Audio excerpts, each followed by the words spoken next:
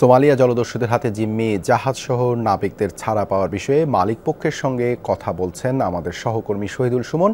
আমরা সরাসরি যাচ্ছি তার কাছে।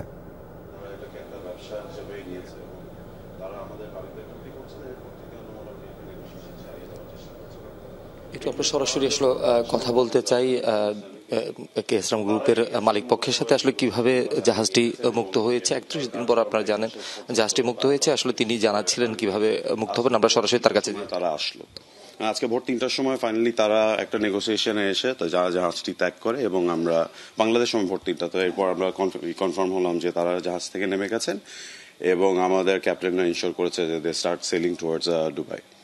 আরেকটা বিষয় হচ্ছে যে আমরা এর আগে দেখছিলাম যে জাহানমনির ক্ষেত্রে প্রায় 100 দিন লেগেছে, কিন্তু এবার 31 দিনের মধ্যে আপনারা এটা মুক্ত করতে পেরেছেন।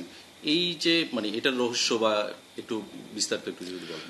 আলহামদুলিল্লাহ, এটা শুরুতে আল্লাহর কাছে শুকরিয়া আদায় করছি। আর একটা ব্যাপার হচ্ছে কি, ওই সময়টাতে পাইরেসি ওয়ার্ল্ড ওয়াইড একটা ফেনোমেনন ছিল, অনেকগুলো পাইরেসি কন্টিনিউয়াসলি হচ্ছিল এবং তাদের আসলে তারা রিলাক্টেন্ট ছিল, তারা হয়তো বা ছাড়লো কি না ছাড়লো কি বিষয়টা এমন ছিল। কিন্তু গত 8-9 বছরে কিন্তু কোনো পাইরেসি হয়নি। সো ওই যারাই হয়তো বা গ্রুপগুলো যারা অপারেট করছে তাদের মধ্যে এত ফান্ডিং নেই। সো তারা চাইছে কিভাবে যত দ্রুত সম্ভব যাই পায় সে তাই লাভ, এই ধরনের একটা ব্যাপার হয়তো বা তাদের মধ্যে কাজ করছিল, যার কারণে যত দ্রুত সম্ভব তারাও ছেড়ে চলে গেছে। আর দ্বিতীয় বিষয় ছিল আমাদের অভিজ্ঞতাও কাজে লাগিয়েছি আমরা, যে গত বছর গতবার এরা এই ধরনের ইনসিডেন্ট কিভাবে কারা সলভ করতে পেরেছিল সবচেয়ে ভালো, ওই ধরনের গ্রুপগুলোর সাথে আমরা আসলে এঙ্গেজ করেছি এবং তারা অতি দ্রুত আমাদের জাহাজটাকে রিলিজ করতে সক্ষম হয়েছে।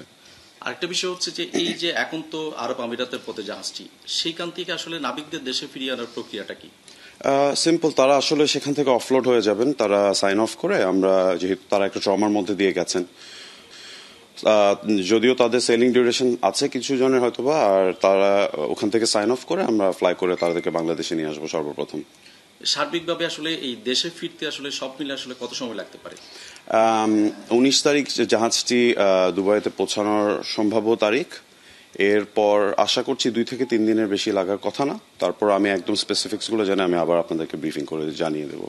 নিশ্চয়ই রাহাত, আপনাকে অনেক ধন্যবাদ। আমাদের সময় সমঝোতাটা কিভাবে আপনি নিশ্চয়ই সমঝোতাটা হলো হচ্ছে আপনার এগুলো তো আমি যেটা বললাম যে ইন্টারন্যাশনাল বডিরা আপনার এই ধরনের প্রফেশনাল কিছু আছে, বডিজ আছে, তো তারাই মূলত আপনার এই নেগোসিয়েশনস গুলো করেছে। এগুলোর স্পেসিফিক ডিটেলস গুলো তো আমরা ইন্টারন্যাশনাল লজ এর কারণে যেতে পারছি না, যেহেতু আমাদের অন্যান্য শিপগুলো এই সেম রুট গুলোতে অপারেট করে। তো আপনি জানেন 31 দিন ধরেই কিন্তু মোটামুটি দর কষাকষি অনেক কিছুই তারা চালিয়ে গেছে। তো করে ফাইনালি গতকালকে রাতে আমরা জানতে পারলাম যে তারা জাহাজটাকে ফাইনালি রিলিজ করে চলে যাচ্ছে। নাবিকরা কেমন আছে এখন এই মুহূর্তে? আলহামদুলিল্লাহ, নাবিকরা সবাই ভালো আছে, সবাই দে আর ভেরি সেফ। আর সবচেয়ে বড় কথা হচ্ছে আজ ঈদের পরপরই পহেলা বৈশাখের প্রথম দিনেই তারা বাড়ি ফিরতে পারার যে আনন্দ, তারা এই খবরটা জানলো। সো সবাই খুব উৎফুল্ল।